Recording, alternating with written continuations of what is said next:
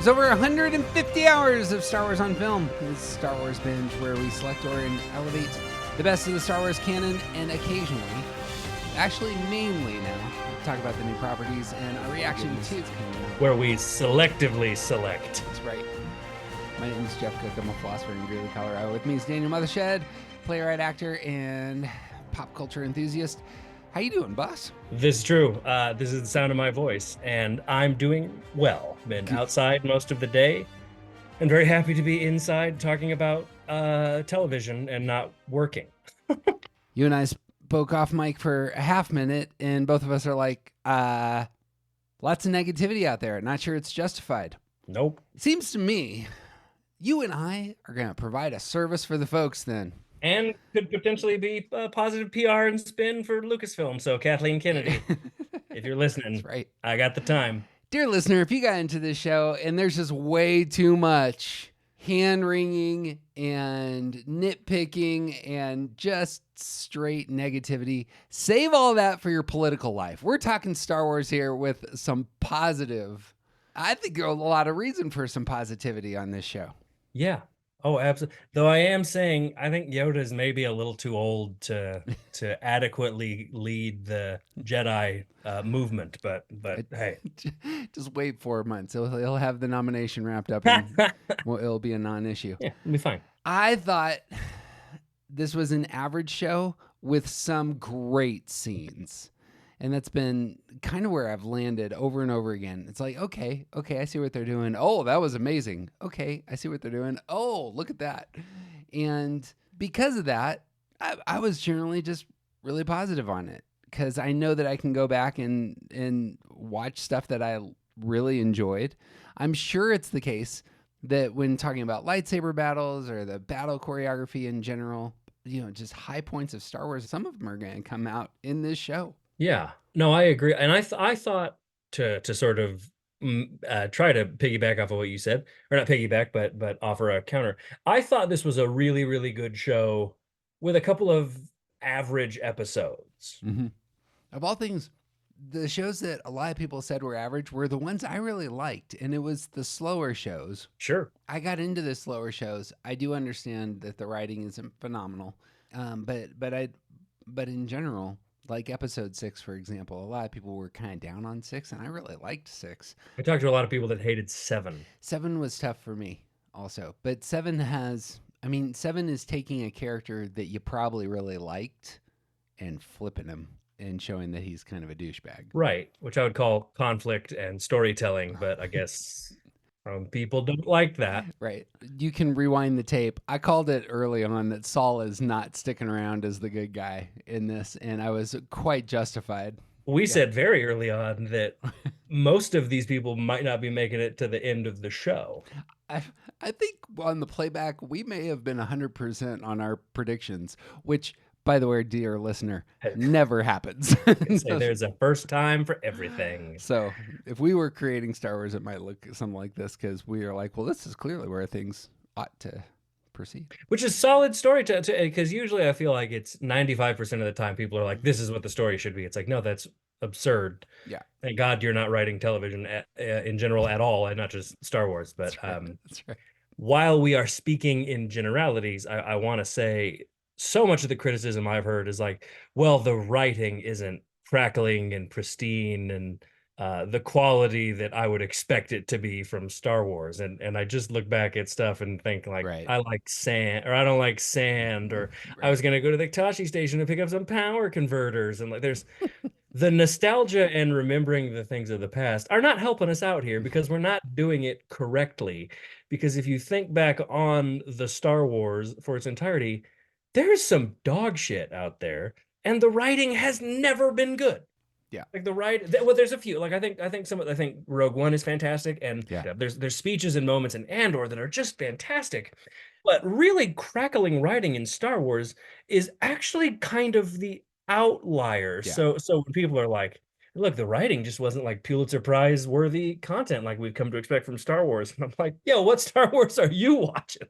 The one where the guy kisses the princess and then finds out that they're related, and the line in the end of the third, but really the sixth, is "I know, somehow I've always known, even though you instigated kid." Lots to complain about. That ain't great writing. Nope. I think we've come to a point with Star Wars and even a little bit with Marvel where I think there has been some disappointments or frustrations, and I do wonder if we're sort of coming to the table now with a, as opposed to when things kind of started being renewed, kind of a leaning back and being like, I can't wait to see this, with like a, oh yeah, show Yeah. me in the Right. first 10 minutes if I see a flight suit or a haircut or maybe one line that I don't think matches up with something that I saw that's out of a deep cut from only a video game that only me and maybe like 200 other people have played. And Right. if it's not lining up perfectly with that, just I don't even know what they're doing. I think my hot take is, and I've said it before, Andor spoiled Star Wars. Correct. It was so good that it may be very hard to keep up. It's the same with, you brought up Marvel. It is the same with Endgame. Endgame was so great that we may not ever hit anything close to that, water level in the future. Well, and also, and this is more of a Marvel thing, so I'll just briefly say this and then move on. But I also think we've also gotten to a point where we've lionized the canon of Marvel Yep. in ways that are not true, where it's like, well, it'll never be everything leading up to Endgame. It's like, right, but they worked for 10, 15 years to get there. And there's some pretty bad movies. Right. So this is our post game review. Mhm. In the post game, what are they trying to do? They're trying to put on film the High Republic in a way that probably, creates a beachhead for more of stories in this space. And we should, ask, did they accomplish this? Did they not accomplish this? A lot of times Star Wars does this. Harry Potter does this. I'm sure there's others that you have kind of a more basic story to kind of start things off, and even a story that's geared not towards the adult audience, but it's geared toward people who are a little younger. As like, here's an entry point, and then we're going to tell more stories from here. I think they really succeeded if that was the ambition. Like, if you want to do more High Republic stuff on film, I think they've really done a good job setting up the world. And this does feel like, all right, we're bringing you into this world that, yeah, it's Star Wars, but you don't know, most of us don't know this world, so we're gonna get you there. We're gonna explain it to you got to take a boring 4-hour flight sometimes before you get to go to New York. Yep. And not, but boring is the wrong word. You got to take a long flight that you're maybe not going to understand the flight plan. Right. But then once you get there, it's going to be great. Because Yep. boring is the wrong word. Because while there have been things I didn't love as much as other things in the show, at no moment was I bored or not entertained. Yeah, actually, and even better than that, I didn't think this show was predictable at all. I really thought that it was like, well, I wonder how they're going to land this plane. How are they going to move this story forward? I thought that, like, every time I was kind of anticipating. I have no idea how they're going to go.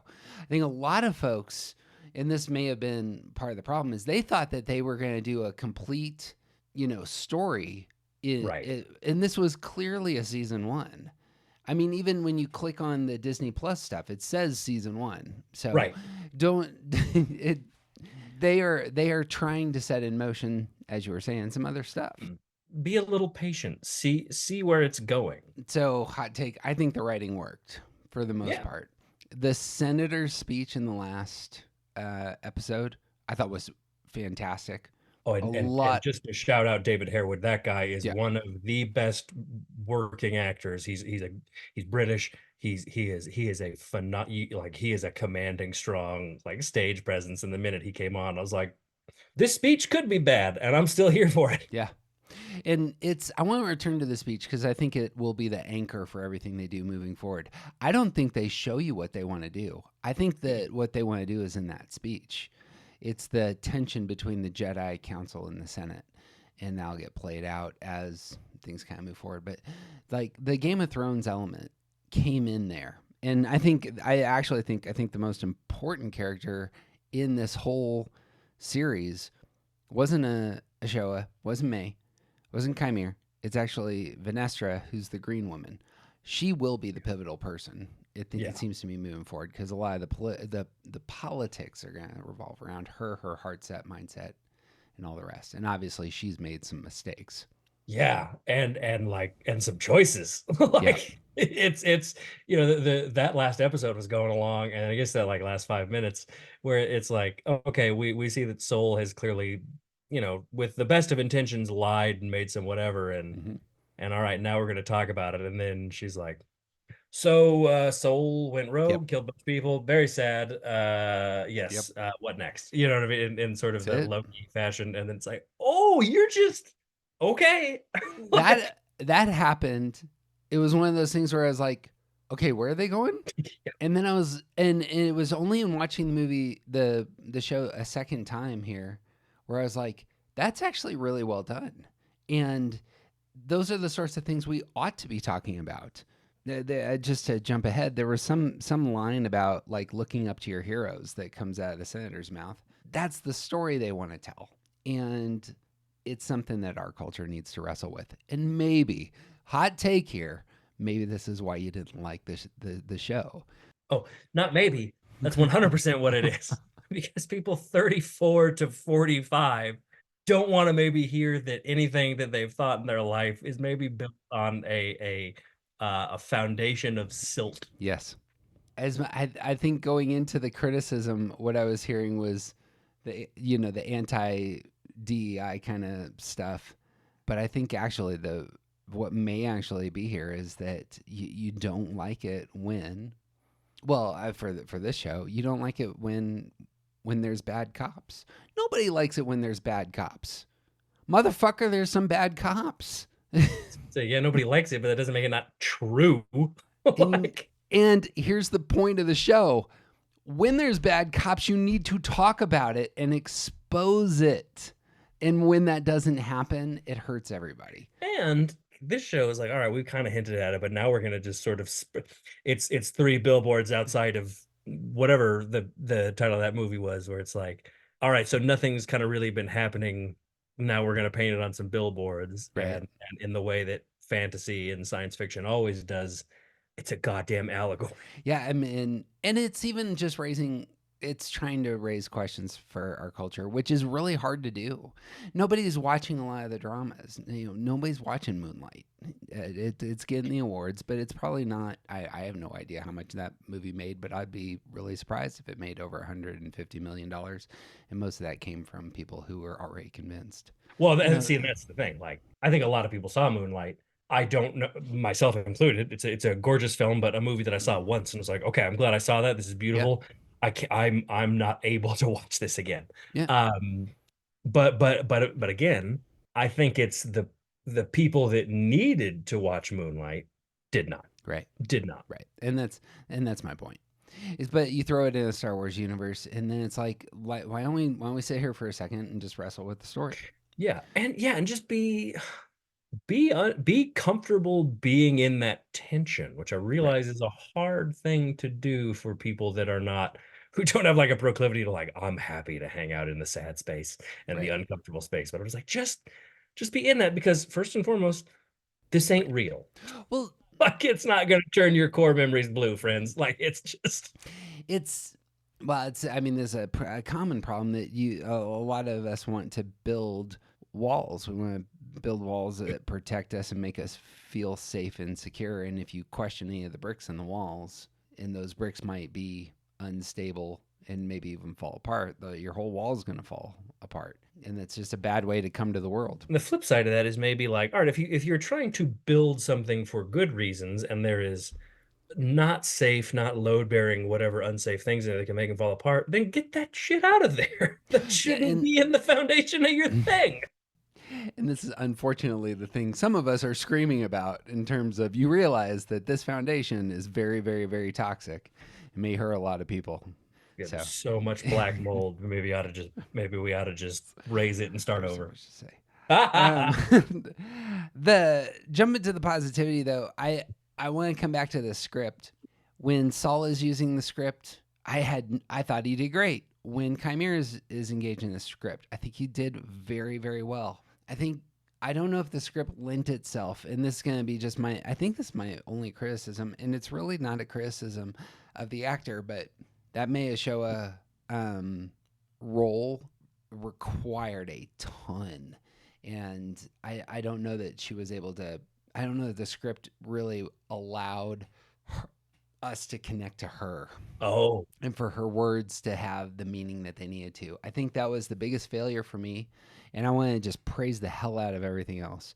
But I just didn't get emotionally invested in the lead. And I think that's what made the show suffer in my headspace, and maybe why the script is being dogged. Because also nobody wants to say, "Hey, this actress is didn't do a good job," because I actually think she did do yeah. well, but I didn't connect to her. I think she's phenomenal Right. because I do think because what happens when what happened with the two characters and just I really do want to I will shout her out and just say that for Amandala Stenberg, I believe is her name.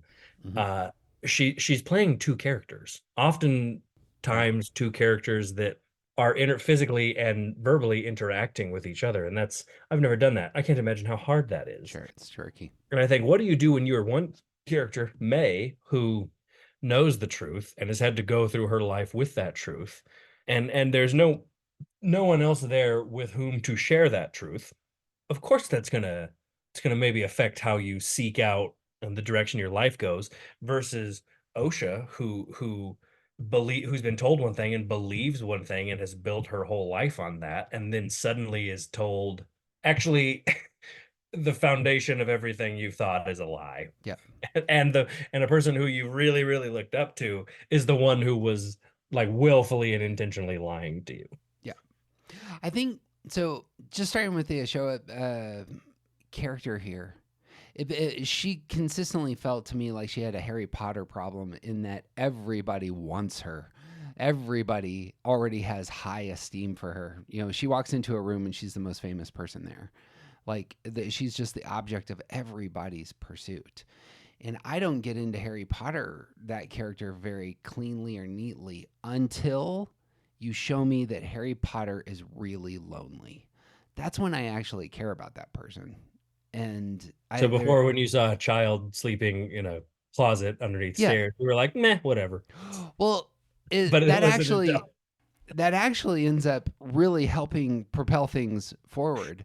But for the most part, in a lot of those films, it's just like he's just a hero that hasn't done anything. He's had something done to him. right. He has suffered a wound, and now he's very famous because of it. Yeah, the You person know, who's done something is actually his mother, who is now no longer alive. yeah. So like you've given me no reason to care about this person. But when you elevate their inner life and you show me that he's lonely, you show me that he's faithful to his friends at cost to himself, then things begin to kind of roll. But I don't.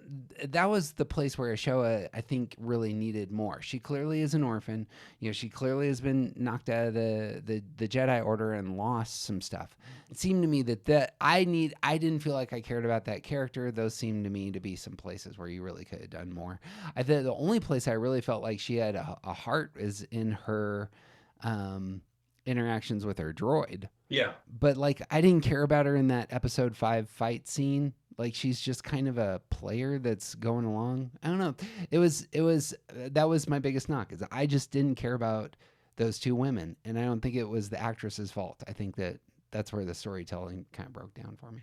I feel like with the first Harry Potter novel and film, you first see him as lonely with nobody. You spend Hmm. 5 chapters Boy Under the Stairs. with this lonely 11-year-old Yeah. who what we know, what we quote unquote know, is that his parents were killed in a car crash. He lives with these awful people. Hmm. He has to sleep under the stair. You know what I mean? Just all of these horrible, horrible, horrible things. And he finds out he is famous for something he doesn't remember, and struggles with that. And so, I'm not bothered by that at all. I don't have any. I don't know. I also was probably the right, like, I was the right age to get into those books when the first two were released, Said which also is maybe the difference from which we're coming at it. But I do think when you see OSHA, she is a mechanic, and she's a good mechanic, and it is not lost on me that her name is spelled and pronounced OSHA, Hmm. and she works a job where there seem to be no regulations and safety checks. Right. Um, but that is the job that she has found, and sort of restoring things to the way they should be. She's not able to be a Jedi, and she has found this job that is restorative and bringing renewal to the so I am, and she's good at that job, and there's only that sort of shock and awe around her from Soul, because everybody else thinks she's a murderer. So there's not like a, oh, it's you. It's like, Sure. oh shit, it's you, the lady who's killing all the people. Get put the handcuffs on her. And her sort of having to say that this is not me. Yeah, she's a. I mean, to turn to a different property, like The Fugitive. Why do you care about Harrison Ford there? He's a victim in that sense, but you also see his intelligence. You see him caring for people. You see him even at cost to himself and at risk to his life. Like those are the sorts of things. I think those sorts of beats would have been like trying to create those beats I mean, I feel like you would be do helpful. see her being good at her job and smart and sharp in the first several times you see her. I Um, I may need to rewatch just as it the was. first episode. Like this is non-cognitive. It's not. It's like we can analyze the thing, which obviously we're doing, but just emotionally, I just didn't care about the character. Oh yeah, no, sorry, I'm So just so yeah, yeah. yeah. That's which I So totally. I am. It's interesting because I obviously watched the show and see everything that you saw, and I'm like, this did work for me. So I'm not. I right, just meant like it's that's what's kind of fun about being unique and individual people, just like everybody else. right. And I think actually part of it maybe, and we've talked about this in the past, that sometimes when the story revolves around the inner life of children and where they're going, those can be really hard stories to elevate for people like myself who I'm approaching 50. You know, let's say I'm just not there anymore. And but I want Star Wars to be for the kids, and I think that Yeah. in terms of like we already talked about this, but I think if you were creating Star Wars for with really not just young people in mind, but young females in mind. I think they did a spectacular job with the show. I think that it just feels like it landed. So I would be curious to hear from others who aren't. And this is where the criticisms come. The 40-year-old men are the ones that are bad mouthing this stuff. Right. And part of me would say it's look seriously, just don't you understand what they're doing? This isn't Yeah. for you. Like Yeah, did you and that's the thing. Like it, I think it takes a lot of emotional maturity and humility to be able to be able to realize, oh, not everything is for me, yeah, and and that's that doesn't great. mean it's bad. It's just like I've tried to watch the show Euphoria 3 times. Do Right. I recognize that the writing is great? Do I recognize that there's some brilliantly talented young people acting in that show? Yeah. 100%. Can I get into the show? I really can't because it's not for me. Yeah. And that's fine. There's plenty of other crap that is for me. And if you look at all the stuff they're doing with the High Republic, it's not for folks that are like you and I. And nothing wrong with that. They made Andor for us. Right. That's exactly what that's But who but they're I but targeting I there. do feel like I love the Miss Marvel series Yeah, on sure, Disney. I thought it was so charming and fun and funny and heartwarming. Um Certainly that show is not made for me in my mid 30s, mid to sure. late 30s. It's not for me, but I was still able to watch it and go, this really isn't for me, but I am charmed by it, and Right. I am enjoying it. Which is what we're saying, because Yeah. we're like the 5 people out there that are positive about this show, I which I'm mean, thrilled by. some stories do break through, and kind of hit everybody. And I mean, I actually did, as has been said, like I'm real positive on this show. I think it Yeah. really did work for me in terms of. I mean, I throw it up there with a lot of the shows that I've enjoyed recently, who are from IP stuff. I liked it Better, a lot better than I liked Rings of Power, I will say that. right? I didn't even finish Rings of Power, and as has been said, I Yeah, taught man. a Tolkien class, and I was just like, I'm just kind of I'm gonna do something else. um, you want to see more stories from the High Republic? I'd like to see more of this story. Yeah, And that's my only, and that's not a that's not the cagey answer that it sounds like. It is a I know so little about the High Republic. I'm like, yeah, sure. If there are good stories to tell, go ahead and tell them. There you go. I'd love to see more of this story because it's the one I'm now familiar with. But yes, I'd see more stories. I am fascinated by this sort of pre-Empire, pre-Palpatine, pre most of the legacy Yeah. characters that we've seen before, and fascinated by how we get there. Yeah. So being the Tolkien fan that I am, even though I didn't watch that show, the telling He didn't write it. You're mythological fine. teaching mythological history is something he loved. He said, I love histories, whether they're real or imagined. And that's what is going on here. Like, and they waited till the end to introduce two characters that are referenced later with Yoda and with Plagius. I thought that was a great move. And you just kind of anchor some stuff, you know, the, Yeah. And I and think that worked for me anyway. 100%. I'm with you there. And I think we said this. I don't remember if we said it in our part one or part two recording of stuff for the Acolyte, but like we don't know that this incident is the huge security incident it ends up being at the end of the show, at the beginning of the show. So all the like, so is Yoda just watching television? Like whatever. I think I'm like, well, that's stupid. That's a Yeah, stupid it's stupid. question that you're asking, because at this point it's one person killing a couple of people. So again, the FBI does not come out for speeding ticket. The president of the Right. United States doesn't come arrest you It if it you even feels weird when a senator is showing up and right, saying there was a murder, and you're like, right. okay, Yeah. do you know how big this galaxy is? Yeah, exactly. And I loved that they waited on Legacy Care. And honestly, all I know about Darth Plagueis is Palpatine turning and saying, "Don't you Yeah, know the meow, meow, meow, I meow." think that's all you need to hear, and you're Well, like, I did okay, so yeah, much to the point where like when you briefly see the little bit of his shadowy face and hands, mm-hmm. I was like, "Who the hell is that?" Oh, sure, yeah, you need the internet to say, Like it looked like the what is his name? Ebony Maw? No, something Maw from Endgame, the one of Thanos's oh, sure, yeah, henchman that does the like telekinetic stuff. I yep, was yep. like, I don't know. So I had to Google it at the end of the show. And then I was like, oh, neat. I love the Yoda. Let's save you for 2 seconds, but Yeah. they are leaning a little bit heavy into you need to use the internet to understand some of the stuff going on, which that may be a writing problem also. Like if you just describe why the metal that makes up the helmet can have an effect on lightsabers with just a throwaway line. Like you just need some plants and payoffs. And you can do Ble- that. I'm thinking of like the X-Men in the comics, but also the where I really think about it is the movies when they ask why Professor X can't do whatever, and he says quickly, his helmet is somehow designed to block my yeah, telepathy. Boom, yeah. done. Even in the Going forward, I get it because I had to in rewatch that explanation of what was. I was like, yep, I don't understand this at all. yep.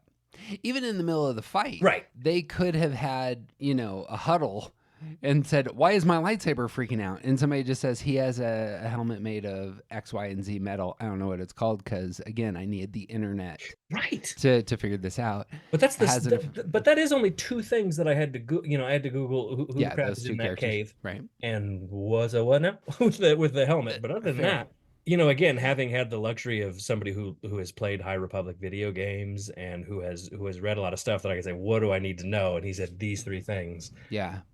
Did you understand the bleeding of the lightsaber? Yeah. Okay, perfect. Oh yeah, yeah. Right away, I knew it was happening. Yeah, because that's how you to to to turn them red, you torture them and they bleed, which we Yep. learn in the lore and other things that I've watched. So the minute I saw it, I was like, gorgeous. Yeah. Love that we're seeing this.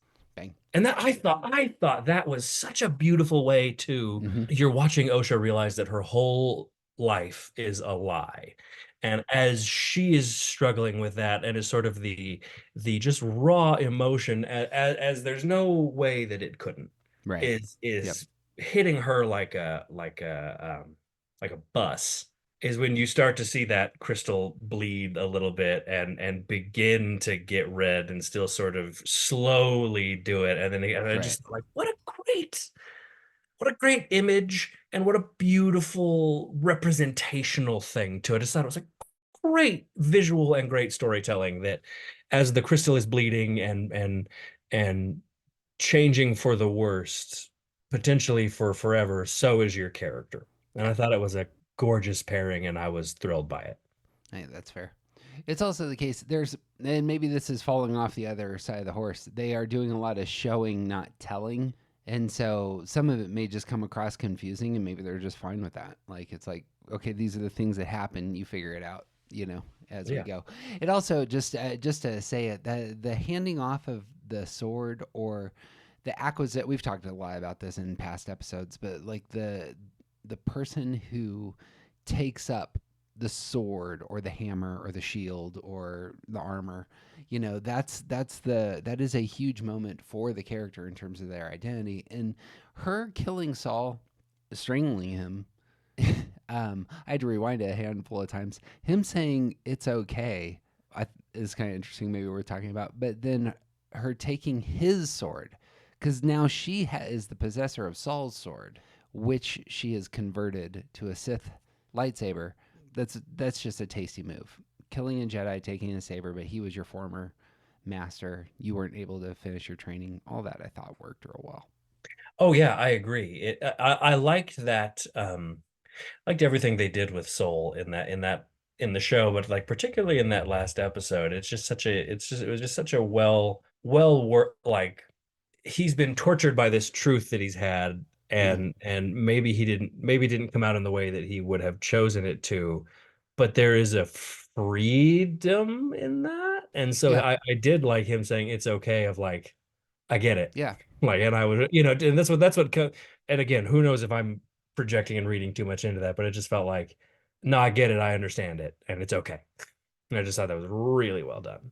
He said I did the right thing at least 10 times, Yeah. but still knows that he didn't do the right thing. Yeah. I think that's kind of what's going on. It's almost like Well, then he's like trying, obviously him saying I did the right thing is him trying to convince himself. yeah, Like, those people needed our freedom, right? It was good that we did that. We did the right thing. Like, we brought freedom to that nation. It was right, right? Mission accomplished. that's how it goes. Big picture in terms of your comparison of this show in its beginning with the other shows. Mm. What show is the Acolyte better than that's been released recently on Star Wars? In the Star Wars realm, Yeah, or are we talking like in general? in Star Wars. Better than. It is better than than Book of Boba Fett. Agreed. It is better than Kenobi. Agreed. I liked it better than I liked the last season of Mandalorian. Absolutely. Um, I think best Star Wars series, just for me, I got to go number one. I got to go Andor. Yeah. On the flip side, it's not as good as Andor. No, I'd go if I were to just rank stuff. Yeah. I'd go Andor. I'd go first season of Mando. Mm-hmm. I would say Ahsoka. Mm-hmm. I would say this. Then I would say season two of Mando, and then I would say season three of Mando, and then I would say everything else. Yeah. I land exactly where you're landing on this. Ahsoka has gone up in my estimation. I find Ahsoka very rewatchable. I haven't rewatched Two. Andor, but I've rewatched Ahsoka a few times. Those are the two that I've rewatched Ahsoka and I've rewatched Andor. Yeah.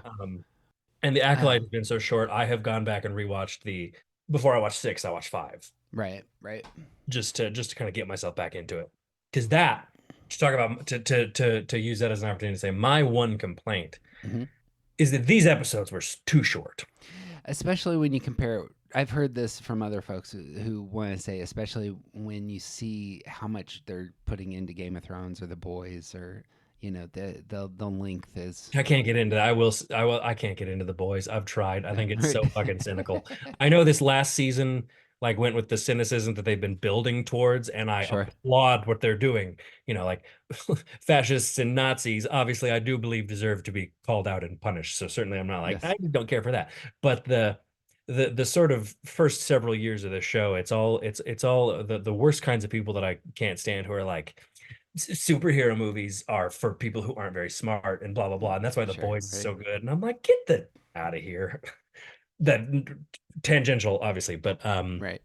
but I just wish, because I also feel like it's like put more into these episodes in terms of how long they are. Maybe release 5 episodes and make them Yeah. 45 minutes, especially because I'm here for it and I'm a fan and I'm still frustrated.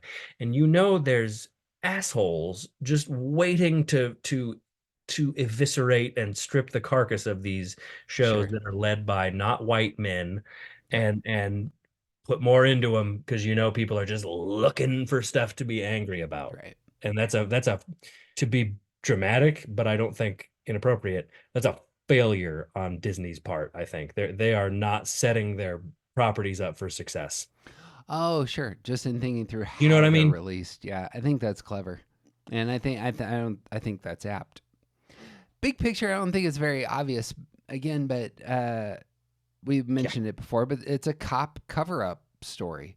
I love the hell out of storytelling that is flashback, especially when you have extended flashbacks in the way that they do 'em.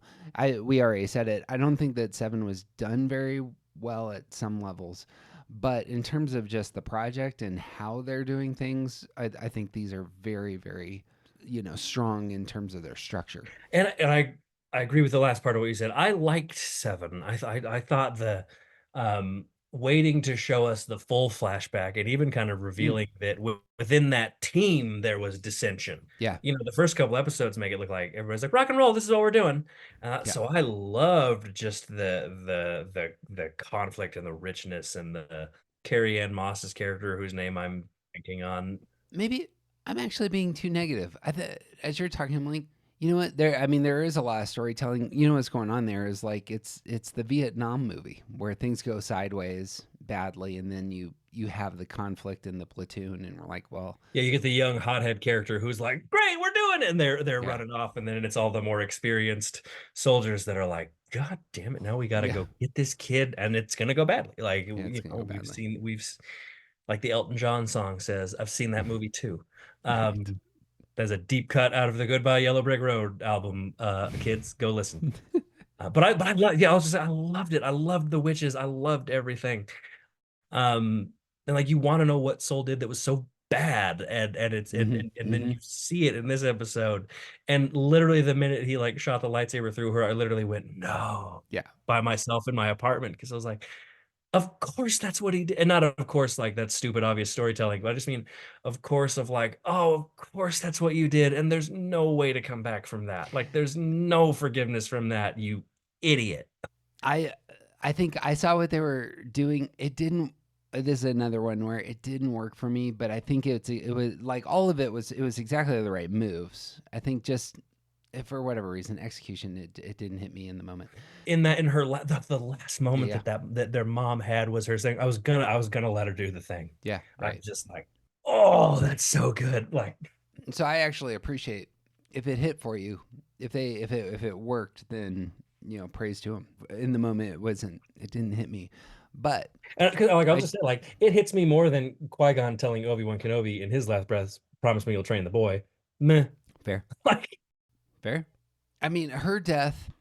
There's a lot here actually that is being. It's not borrowed, but it is. They've learned some lessons from Game of Thrones, and it's kill half your people. yeah, Like just don't you be have afraid. real buy-in when characters that you love, even when they're on on stage for just a short while, get offed and creates stakes, creates drama, Yeah. creates a lot of motive. I thought they did Yeah. a great job with that element. So Talking about things that are about crooked cops and suddenly people are there and then they're done. Like it had a Coen Brothers feel to me, mm, this series. Like, did you see the movie Burn After Reading? uh-huh. You spend half the movie with Brad Pitt and suddenly he gets shot in Yeah. the face. Yeah. Yeah, And no. like It's all these, drum all of a sudden you're like, "What?"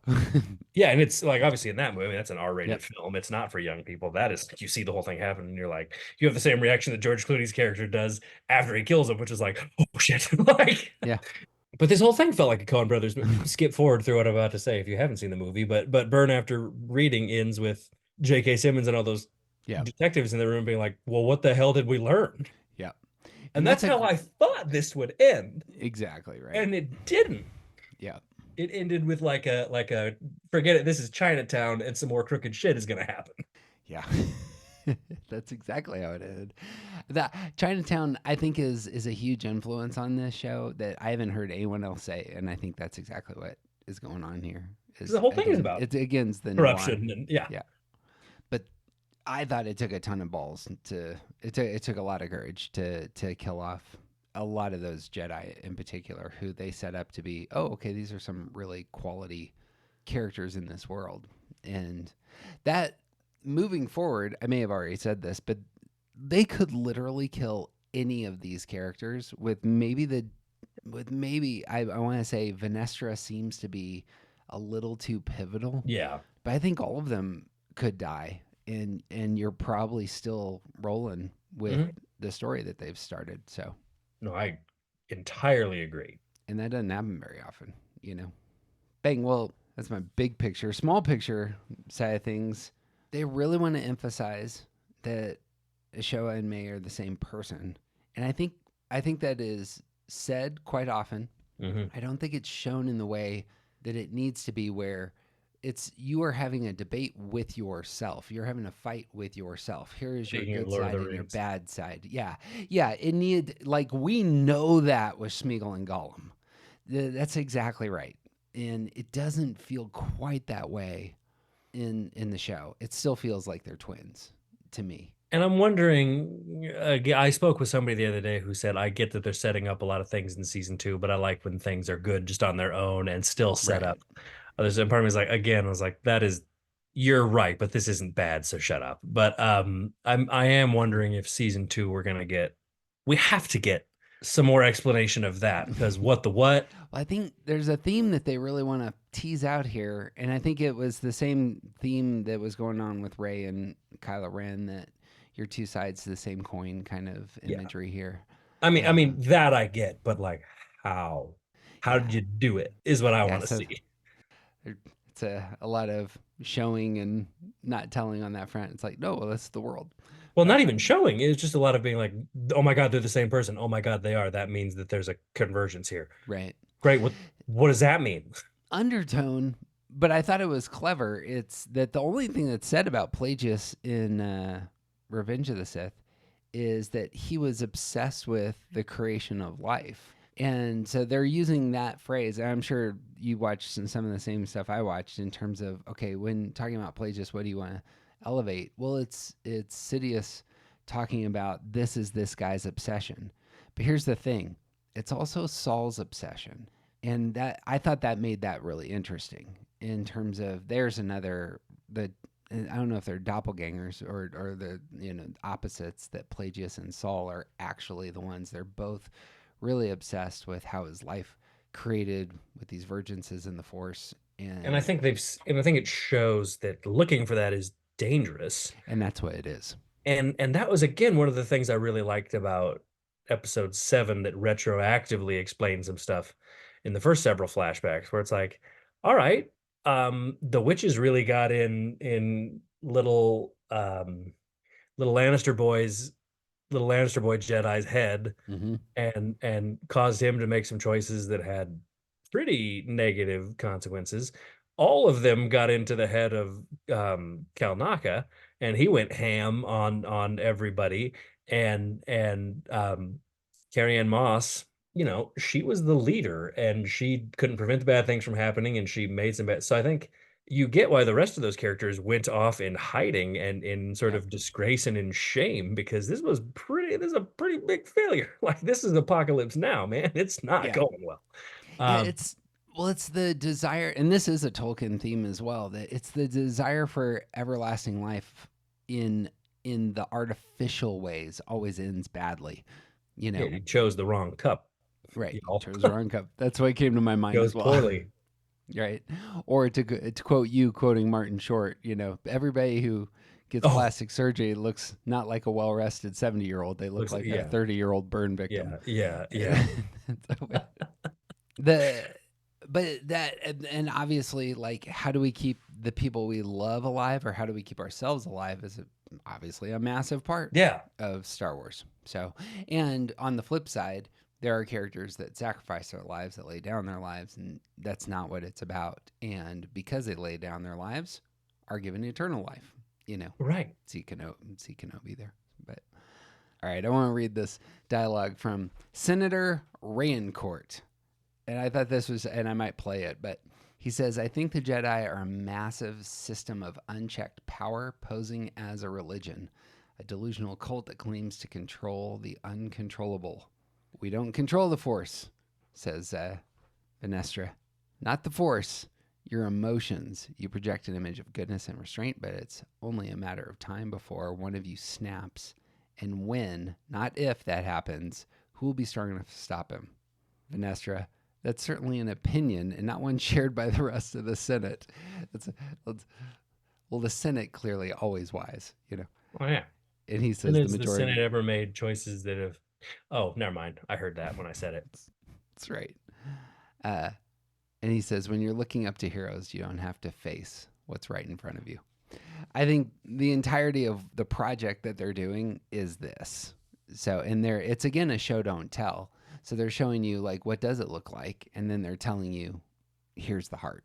Yeah. And I think that's a fantastic foundation upon which to build everything else. Oh yeah. A show and a life where it's like don't put people you admire, don't put them on pedestals. You can still admire them, but you can view them as flawed, fully rounded beings. They don't have to be perfect.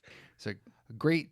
There's a great good kids in a system of government that has checks and balances for said reasons. And so if you have unchecked power, especially in your military, your police force, etc., then that would be a bad thing. So say there were say there's a paper that comes out that says the executive branch should have complete control of the FBI. That would probably be a bad thing for reasons that we can obviously intuit. Some of us.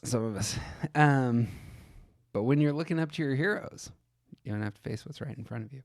Which again, it's like, I'm sure they didn't write it thinking it, but it's like, what a perfect thing to say to all the people who are like, this isn't my Star Wars. Yeah.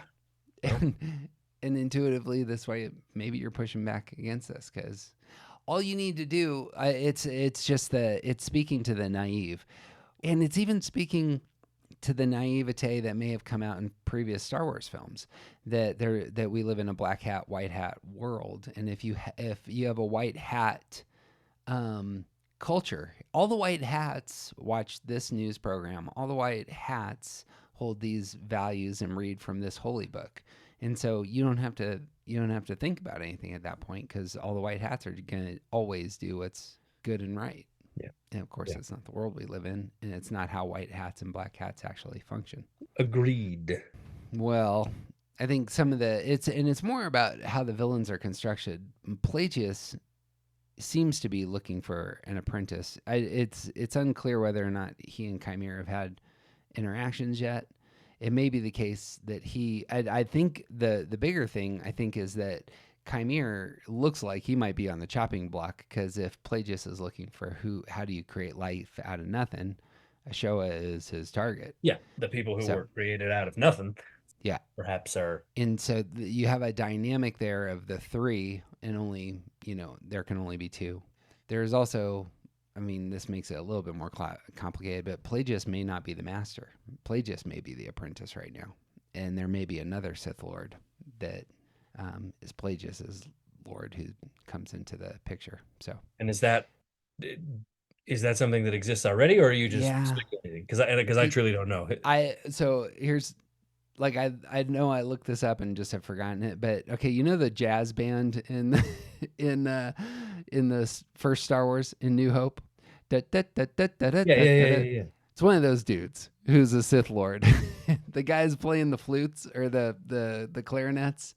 Whatever that species is. Oh, somebody of that species, not one of those guys. Right, no.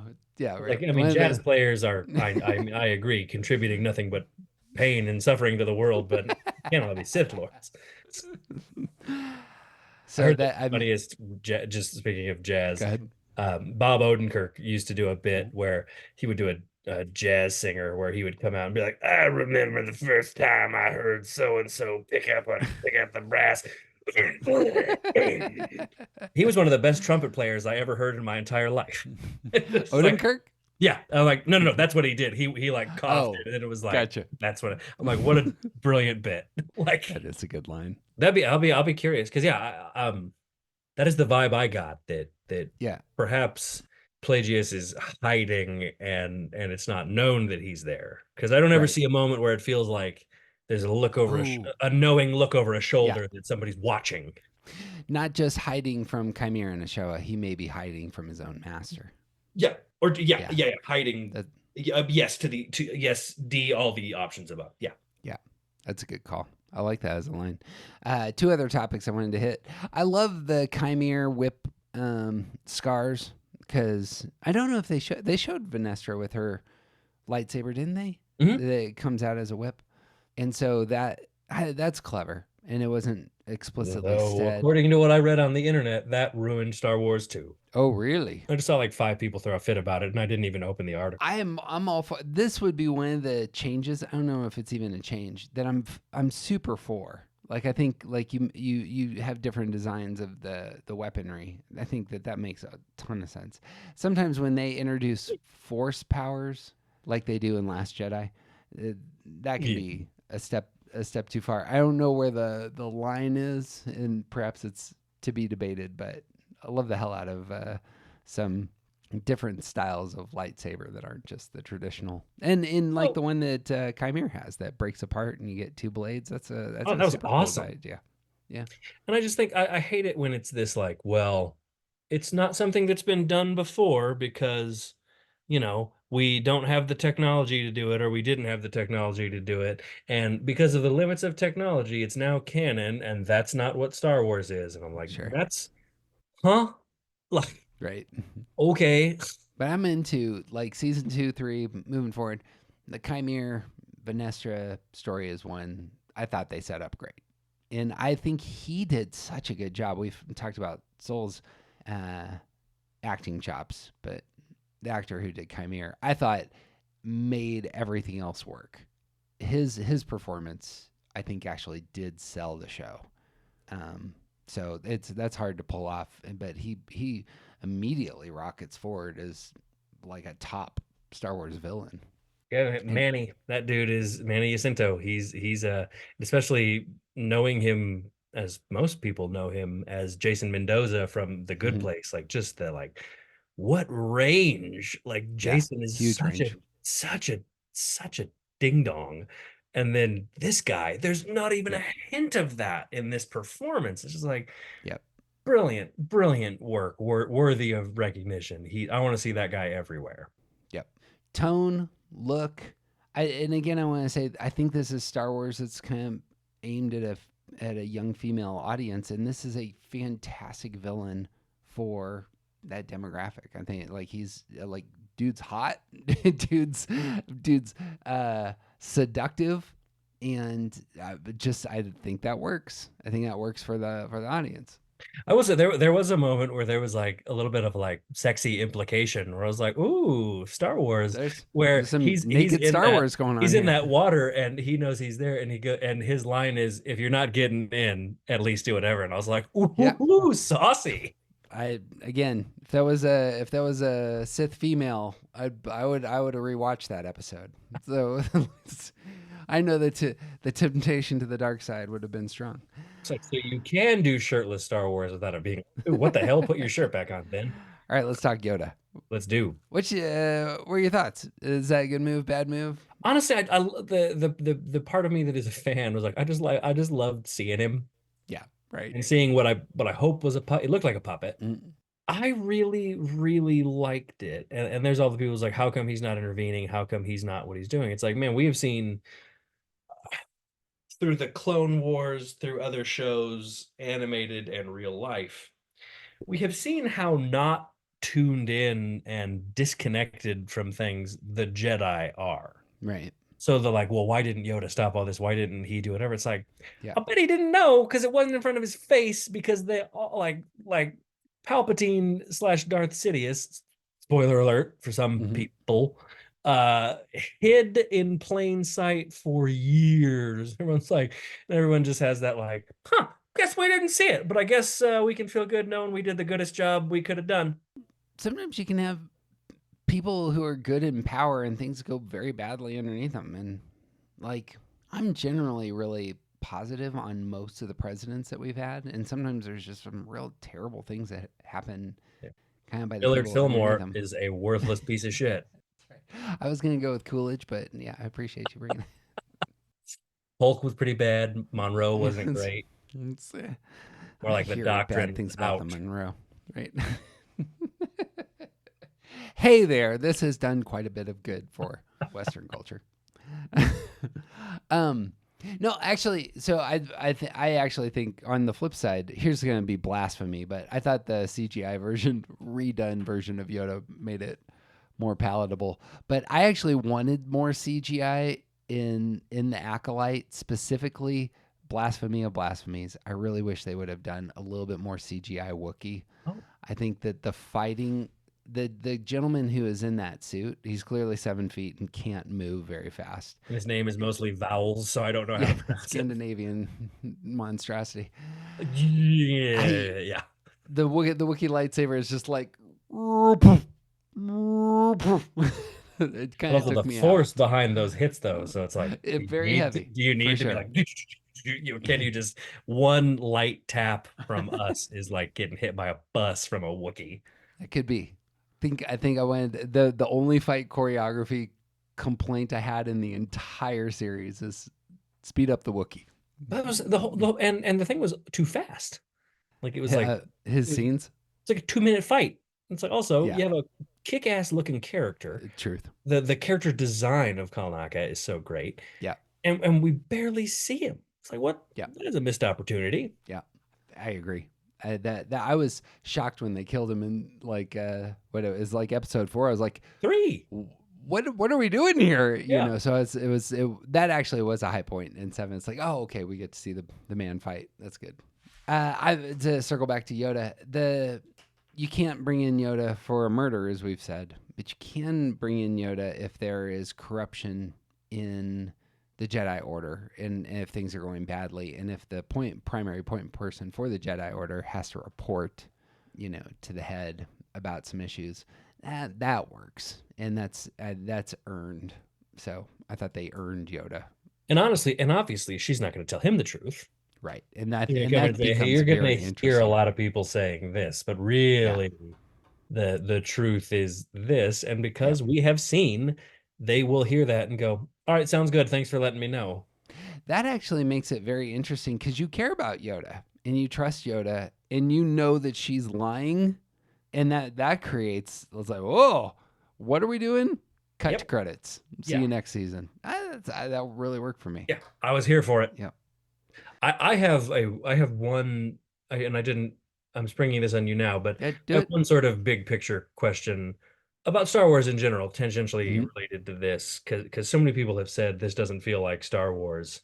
What does feel like Star Wars? Can you answer that? Like, and what Ooh, would the thing that would make you go, "Ooh, this doesn't feel like Star Wars"? Because arguably, yeah. it's all Star Wars. Some of it's Yeah. bad Star Wars, some of it's good Yeah. Star Wars, but it's really all Star Wars. And unless they put in a big musical number, a big musical number might make me go, wait a minute, this isn't Star Wars." But I can't think of many other things. I think this is a great question.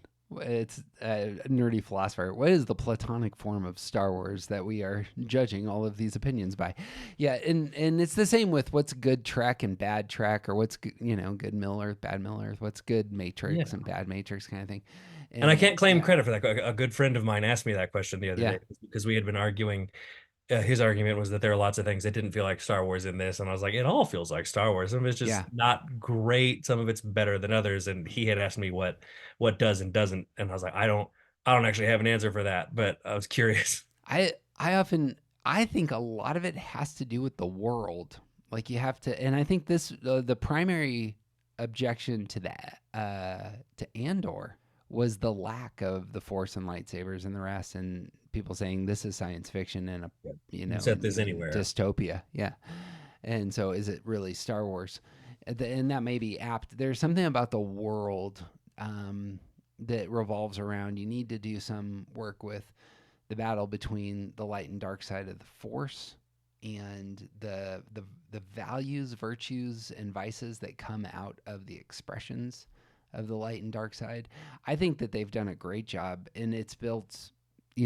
I'm one who really liked where they went with Luke in the Last Jedi, of showcasing here are the failures of Jedi spirituality, and Yeah.